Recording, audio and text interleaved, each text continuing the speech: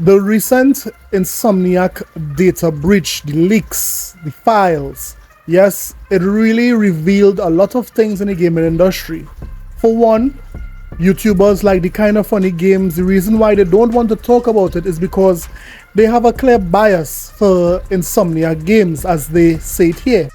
And I did this. That was the birth of Shirtless Spider-Man. From there, he became a Twitter sensation, an anime introduction, a page in the Spider-Verse art book, but most importantly, snuck his way into Marvel Spider-Man on PS4. Yeah, buddy. So Insomniac Games basically put the Kind of Funny team into Spider-Man 2, and because of that, they feel a sort of connection with Insomniac Games. Hence the reason why they did not want to talk about the leaks, because it is basically talking about their friends, talking about the game developers who put them into a game. So why didn't the Kind of Funny team say this from the beginning?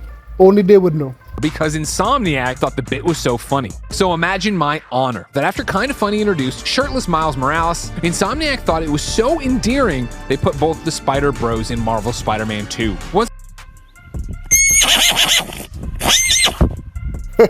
Come on guys, you guys are being messy. Who put this horse here? Who put this pony here? Come on guys, you guys don't have to say it like that, man.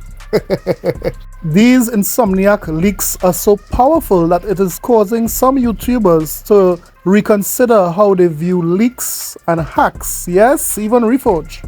The leaks are public knowledge now. I understand that. It's my personal choice to just wait. I think I'm going to give it until probably the new year.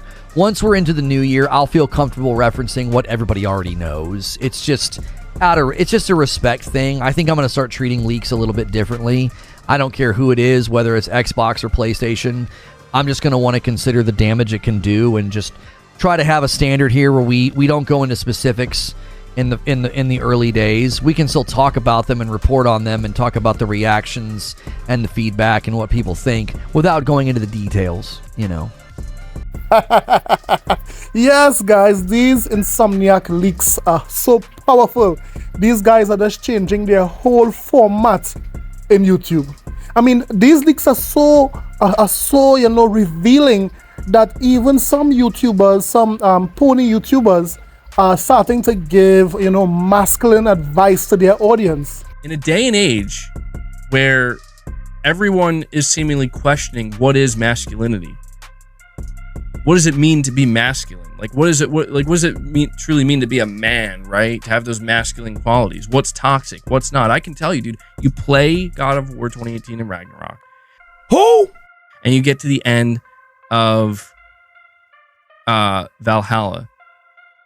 And you see just that true full circle, right? And you see how far Kratos has come, how far his character has developed. In my opinion, Kratos is a near picture perfect example. Like, the final form of Kratos is a near picture perfect example of, like, that's true masculinity. Yeah, that's healthy masculinity. That's get crack. Something is wrong with you people. So as you guys can clearly see, these leaks have these ponies going completely nuts. But we are not here to talk about the mental stability of the Sony community. We are here to talk about how the most revealing thing about all those leaks is that the first party games that that is championed by the Sony community, that is championed by Sony themselves, are not sustainable. The leaks prove it. So let's talk exactly about that and even more. Let's get it. This is a sickness. Let's get it. First up, let's start off with something very petty. Throughout many of my videos, I would have said that Sony did not produce much first-party games in 2023.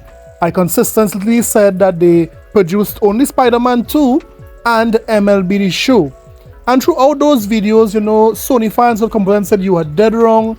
They had Burning Shores, they had 50 VR games, they had so many first-party content throughout this year. Well, let's listen to see what Sony themselves said about their first-party output in 2023. According to Sony themselves, the company launched 2 first-party titles during the year. 2022 was 4. So that was just a little L for those Sony fans in the comments who love to say that Sony produced much more than 2 first-party titles for the year. According to them, it was only 2. So that was a little petty L there for you guys. So if you're here for the petty, you better call and subscribe. Next up, let's talk about PlayStation first-party games are really timed exclusives. You see, one of the main talking points for Sony fans this year and maybe last year, they were saying that, their games are exclusive. The only way you can play a PlayStation 5 game is on a PlayStation 5 console. Well, Sony kicked that narrative out of the window because in the same leaked documents, there is proof that Sony wants to take their first-party content and bring it everywhere. Look at this slide here. Yes, so as you guys can see, their PlayStation service here, you're seeing today, we have the Essential, the Extra, and the Premium. And what they want to do in the future, Service 3.0, you're seeing all those different devices, and what they would like to do is bring all their services, all their content, just as how the PlayStation 5 has it. They want to bring it to those platforms. Now, isn't that something? So this is very clear that the first-party games that the PlayStation 5 have today would be a timed exclusive. Now, if it is, you even couple that with another leaked document that helps us to see that Sony made sure and specified that to port PlayStation 5 games is so easy to port to the PC. So just now we are looking at day and date for PlayStation 5 and PC. Now, how are you ponies feeling about that? How are you Sony fans feeling about that? Does that have you feeling like this? Oh, cry me a river, cry me, cry me. Cry me, cry me. Cry me, cry me. Cry me. Cry me. Come on, ponies, cry. Cry me, cry me. I'm just being a little messy, guys. You know I love you, ponies. You know I love my Sony fans. Yes. So let me paint this picture for you. Your name is Sony. You have the #1 console in the world called the PlayStation 5. Your fan base is the best fan base. They buy all your first-party games. They support the company. Guess what? You have also the best studios in the world. Insomniac, Naughty Dog, Sony Santa Monica. You have the best studios in the world. But guess what? Despite all of these things, it is not enough. Despite Insomniac producing, so much money for Sony from Spider-Man 2, it is not enough. So much so that you are threatening to close down companies despite selling 50 million consoles.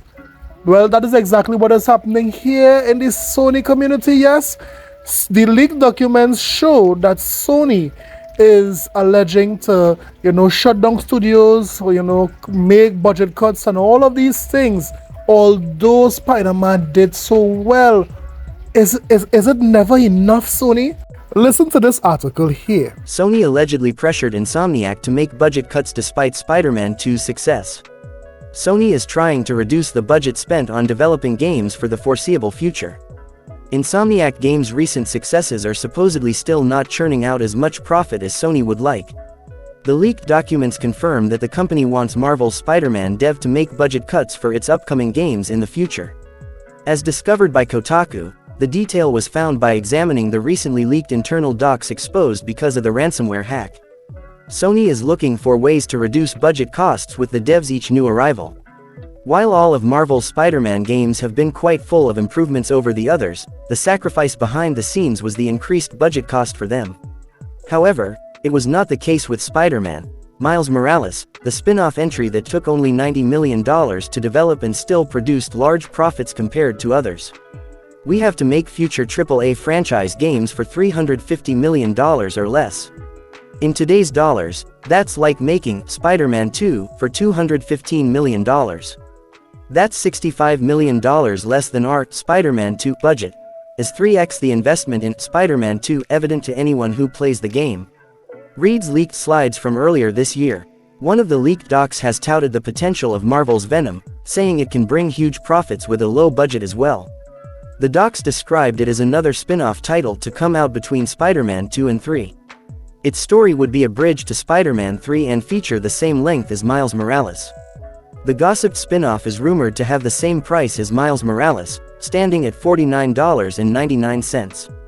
One of the early leaks mentions a Q2 2025 release, but a newer slide labeled 2027 as its launch year.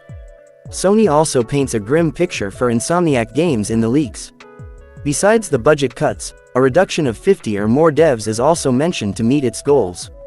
Slimming down Ratchet and cutting new IP will not account for the reduction Sony is looking for.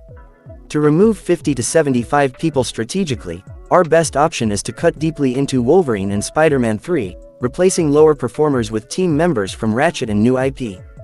Wow. After selling 50 million consoles, after selling millions of Spider-Man 2 copies, are you telling me that that was not enough to appease the beast that is the PlayStation 5, the beast that are the Sony board members? This is very sad, for the developers who would be cut in the near future.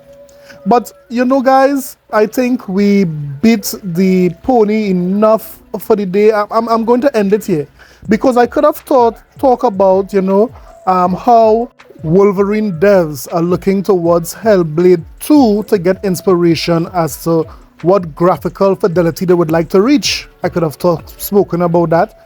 I mean, I could have spoken about how despite selling 50 million consoles, despite selling all of the software, that Sony profits are down almost half. Half. I could have spoken about that, Sony fans, but you know what? It is not sustainable for me to continue to beat you guys to a frazzle. So let's call it the end of the video. So let me hear what you guys think about everything that was said today, whether it be, despite selling a lot of software, Insomniac still needs to cut developers. Sony might be shutting down studios, and it just looks like the first party AAA model, it is not sustainable. It is not sustainable in the slightest. We are seeing that loud and clear. But let me hear what you think about everything. Don't forget to like and subscribe for more videos. I'll see you guys in the next one. Later.